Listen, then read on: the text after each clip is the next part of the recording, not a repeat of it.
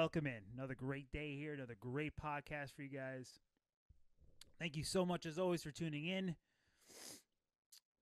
We have a great little episode for you guys here based on we're going to stick to the topic of digital matrix mixers or mixing, specifically with our 9000 series. That is right, our M9000 series digital matrix mixer. And the question I want to pose today is, what is the matrix? Is it this realm between reality and a world controlled by machines? Could be, but not today.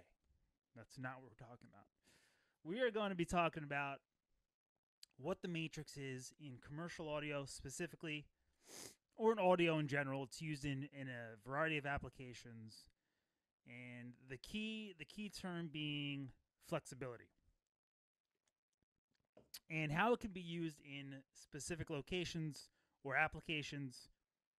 But I want to show you guys, what it kind of looks like from our point of view, and what it looks like from the 9000 M2 operation or setting software, programming software, and how flexible it really is. Actually, how simple it really is.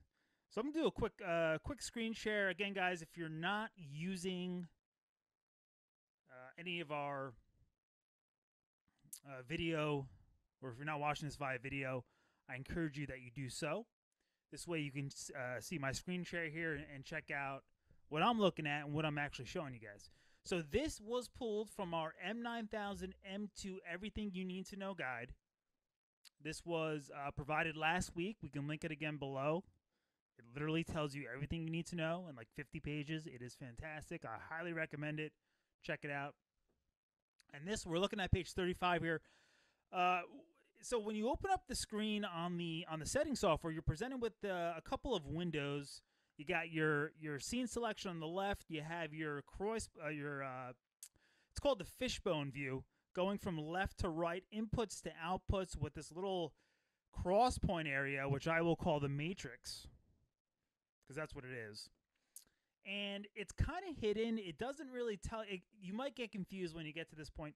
So all you got to do is click on cross points, and what comes up, so you're going to click on this fishbone or these crisscross zigzag ladder looking thing, and you get this second display, which is right here. And this is your matrix. This is your mixing matrix.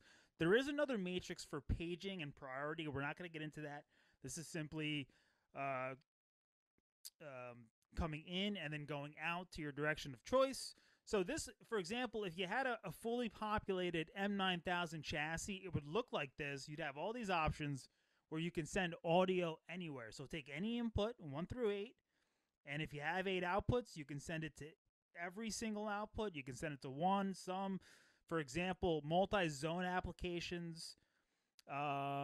Think of like maybe a house of worship that has a foyer, a bathroom, some bathrooms going on, maybe a lunchroom of some sort, or whatever. And then you have your main, house, your main congregation area. Excuse me.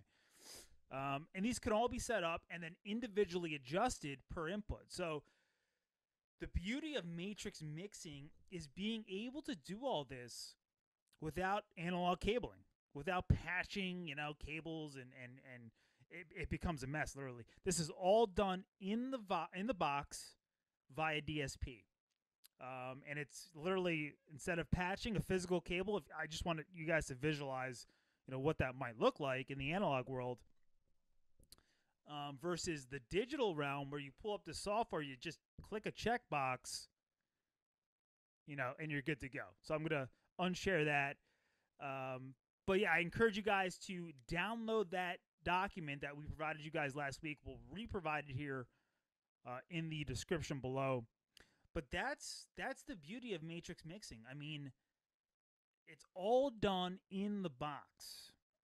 It's not done via cable patching or analog cable patching. It's all done in the box. You can send, as long as you have the modules to support it with our M9000 series. Some units are non-module based. They could be fixed, which is great. But still, all that routing is done inside the box. You can send audio anywhere. You can individually affect each specific channel, whether that be, if you want to add some EQ to that one channel, maybe you got a separate output that you want to send to an audio interface for recording purposes. You have full control over that submix going out. If you want to EQ it, you want to bring up, whatever you want to do, you have full control over that individual output for that example for recording. Where in an analog setting, especially in like acoustic type recording situations where you got room reverberation, you got acoustic mics, you might have an acoustic drum set, it's not going to sound, like you hear it in that live environment. So you're able to route that audio out of its own channel, affect it the way you want to affect it, or process it, whatever you want to do with that signal, and truly clean it up and make it your own. And this is on the input stage, on the output stage, and then that cross point or that matrix, like we discussed, is basically you're making a digital channel in the software or in the box, and you're sending it to wherever you want to send it. And you could do this via so our M9000 series works with scenes, and just think of a scene as a preset. That's all it is. So, if you're going back to that matrix view that I just showed you guys, you can have individual cross points or where you want to send those channels per scene. So basically it's a one button press. So for example, let's say you have, let's just use input selection as a preset. You have a DVD as one, and then you have the CD as another.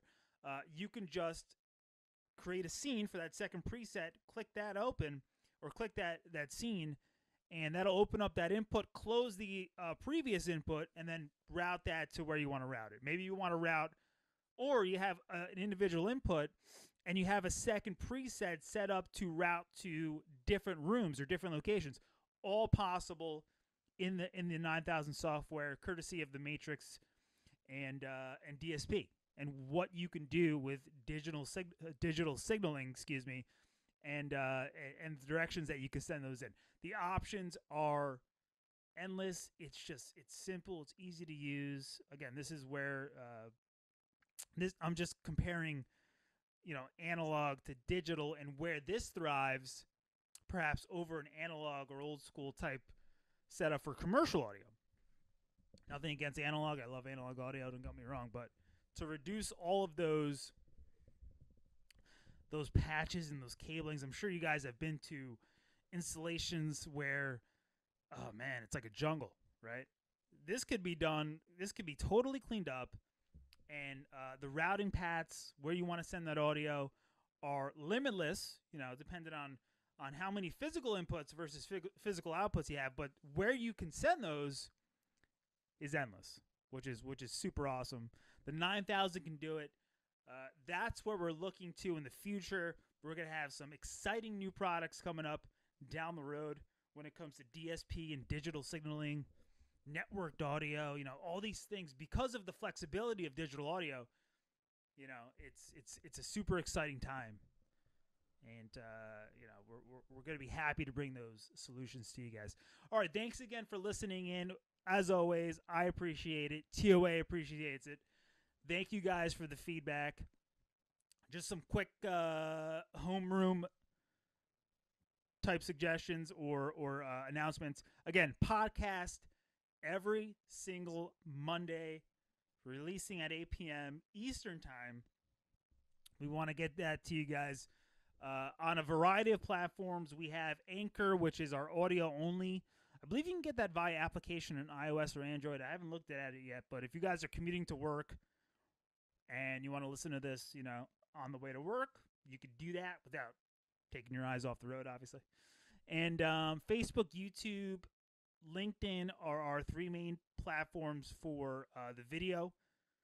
And we're getting back on Instagram as well. So make sure you guys are following all those. And then at the end of the month, as always, we are doing our monthly webinars.